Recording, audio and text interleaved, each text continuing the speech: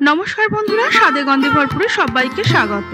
আজকে তৈরি করব মশলাদার গুঁড়ি কচু বা গাটি কচু ভাজি। এটি একটি সম্পূর্ণ নিরামিষ রেসিপি।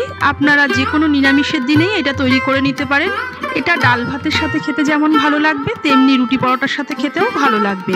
আজকে রেসিপিটি ভালো লেগে থাকলে শেয়ার করবেন, আর আমার চ্যানেলে নতুন হয়ে থাকলে চ্যানেলটিকে সাবস্ক্রাইব করতে ভুলবেন না। চলুন রেসিপিটা শুরু করা যাক। মশলাদার গাটি কচু করার জন্য আমি এখানে নিয়েছি 350 গ্রাম গাটি কচু। কচুগুলো আমি বেশ বড় সাইজেরই নিয়েছি। আর কচুগুলো কিনবার সময় একটু খেয়াল করতে হবে কচুগুলো যেন গোল হয় আর সাইড থেকে কোনো রকম ছোট ছোট কচু না বেরোয়। ওই ধরনের কচুগুলো কিন্তু সেদ্ধ হতে চায় না সহজে, আর খেতেও ভালো হয় না। কচুটাকে খোসা সমেত ভালো করে ধুয়ে নিয়েছি। প্রেসার কুকারের মধ্যে কচুগুলোকে দিয়ে দিচ্ছি। এবার দিয়ে দেব পরিমাণ মতো জল, তবে খুব বেশি জল দিয়ে আমি এখানে সেদ্ধ করব না। বেশি জল দিয়ে কচু সেদ্ধ করলে কচুগুলো একটু চ্যাটচ্যাটে হয়ে যায়। দিয়ে দিচ্ছি 1.5 কাপ পরিমাণে জল। একটা সিটি দিয়ে সেদ্ধ করব প্রথমে, যদি সেদ্ধ না হয় তাহলে আরেকটা সিটি দিয়ে নেব। কচুর ওপর নির্ভর করে, ভালো কচু হলে একটা সিটি দিলেই হয়ে যায়, আবার অনেক সময় 2-3টে সিটিও লাগে। আমি প্রথমে একটা সিটি দিয়ে দেখে নিচ্ছি, লাগলে আরেকটা দিয়ে নেব। দিয়ে দিলাম সামান্য পরিমাণে লবণ।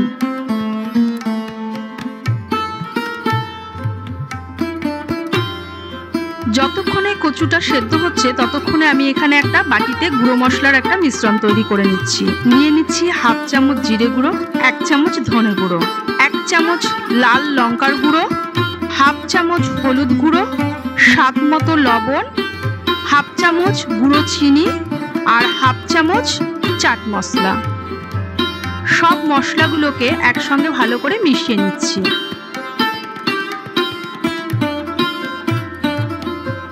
কচুগুলো সেদ্ধ হয়ে গিয়েছে, তবে আমার 2টো সিটি লেগেছে কচুগুলো সেদ্ধ করার জন্য। খুব বেশি কচুটা সেদ্ধ করে নেবেন না, তাহলে কিন্তু কচুগুলো রান্না করার সময় অসুবিধা হবে, একটু আস্তে আস্তে থাকবে। কচুগুলো থেকে খোসা ছাড়িয়ে নিচ্ছি। এইভাবে কচু সেদ্ধ করে খোসা ছাড়িয়ে নিলে খুব সহজেই খোসাগুলো ছাড়ানো যায়। কচুগুলো থেকে কোনো রকম স্টার্চও বেরোয় না। এইভাবে সব কচুগুলোর খোসা আমি ছাড়িয়ে নেব। কচুগুলো ছাড়ানো হয়ে গিয়েছে। এবার একটা ছুরির সাহায্যে বড় বড় টুকরো করে কেটে নিচ্ছি। আপনারা আপনাদের পছন্দ মতো কেটে নেবেন।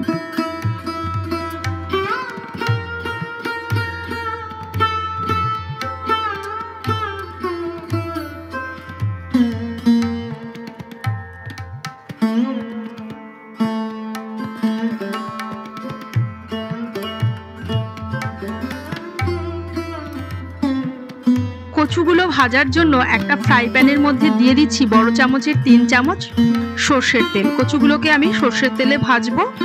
আপনারা চাইলে সাদা তেলেও ভাজতে পারেন, তবে আমি এখানে পুরো রান্নাটাই সর্ষের তেলে করছি, তাতে তরকারিটা খেতে বেশ ভালো লাগে। তেলটাকে খুব ভালো করে গরম করে নিতে হবে, কারণ কচুগুলো আগে থেকে সেদ্ধ করা আছে, খুব বেশি ভাজা যাবে না। তেলটা ভালো করে গরম হয়ে গিয়েছে। এবার টুকরো করে রাখা কচুগুলোকে তেলের মধ্যে দিয়ে দিচ্ছি। গ্যাসের ফ্লেমটা হাইতে রেখে কচুগুলোকে ভালো করে ভেজে নেব। দিয়ে দিচ্ছি অল্প পরিমাণে হলুদ গুঁড়ো আর লবণ। লবণ আর হলুদ দিয়ে গ্যাসের ফ্লেমটা হাইতে রেখে কচুগুলোকে মিনিট 3 সময় ধরে ভালো করে ভেজে নেব।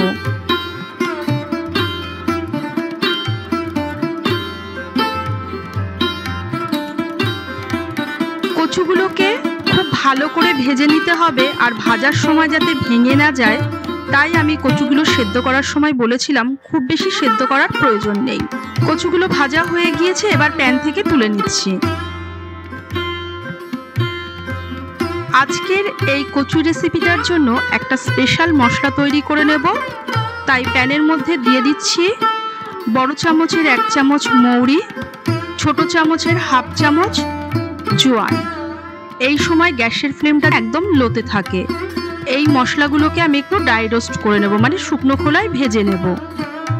কয়েক সেকেন্ড জোয়ান আর মৌরিটা ভাজার পর দিয়ে দিচ্ছি 1 মুঠো কসুরি মেথি। কসুরি মেথিটাকে আমি শেষে দিলাম, কারণ কসুরি মেথিটা খুব তাড়াতাড়ি কিন্তু ড্রাই রোস্ট হয়ে যাবে, আগে দিলে পুড়ে যেতে পারে, তাই আমি একটু পরে দিলাম। মশলাগুলো শুকনো খোলায় ভাজা হয়ে গিয়েছে। এবার নামিয়ে নিয়ে মশলাগুলোকে আধ ভাঙা করে নেব। কচু ভাজা তেলের মধ্যে দিয়ে দিচ্ছি আরো কিছুটা সর্ষের তেল, এই বড় চামচের 1 চামচ মতো। তেলটাকে গরম করে নিয়ে দিয়ে দিচ্ছি ছোট চামচের হাফ চামচ কালো জিরে আর একটা শুকনো লঙ্কা। ফোড়নটাকে তেলের মধ্যে কয়েক সেকেন্ড একটু ভালো করে ভেজে নেব। এবার দিয়ে দিচ্ছি গ্রেট করে রাখা আদা, এই বড় চামচের 1 চামচ মতো। আদাটাকেও কিছুক্ষণ তেলের মধ্যে একটু ভেজে নেব, তবে খুব বেশি ভাজার প্রয়োজন নেই। কয়েক সেকেন্ড আদাটাকে ভেজে নেওয়ার পরে দিয়ে দিচ্ছি আগে থেকে তৈরি করে রাখা গুঁড়ো মশলার মিশ্রণটা। গুঁড়ো মশলার মিশ্রণটাকে দিয়েও তেলের মধ্যে কয়েক সেকেন্ড একটু ভেজে নিচ্ছি। এই সময় কিন্তু গ্যাসের ফ্লেমটাকে একদম লোতে রাখতে হবে, নাহলে গুঁড়ো মশলাটা পুড়ে যেতে পারে। এবার দিয়ে দিচ্ছি ছোট বাটির হাফ বাটি মতো জল। জলটাকে দিয়ে মশলাটাকে খুব ভালো করে কষিয়ে নেব। এখানে আপনাদের মনে হতে পারে যে আমি মশলাটাকে জলের মধ্যে ভিজিয়ে রাখলাম না কেন।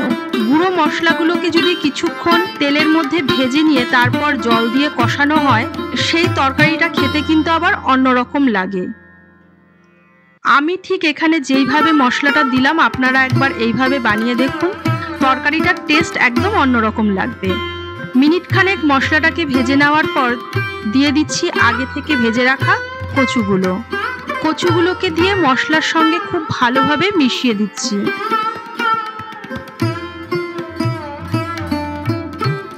আর খুব বেশি সময় লাগবে না রান্নাটা করতে, কারণ মশলাটা কষানো আছে আর কচুগুলো আগে থেকে ভাজা আছে ভালো করে।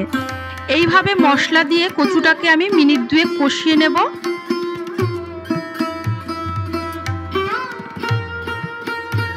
এবার দিয়ে দিচ্ছি আগে থেকে শুকনো খোলায় ভেজে রাখা আধ ভাঙা মশলাগুলো।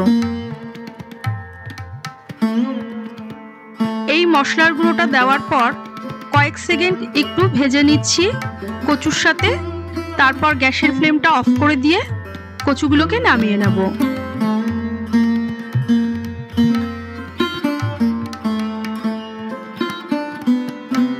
সার্ভ করে দিচ্ছি আমার আজকের তৈরি করা মশলাদার গুঁড়ি কচু বা গাটি কচু ভাজি। এটা একটা একদম অন্যরকম রেসিপি। আপনারা একবার বাড়িতে এটা বানিয়ে নিজেরাও খেতে পারেন এবং পরিবারের লোকদেরও খাওয়াতে পারেন।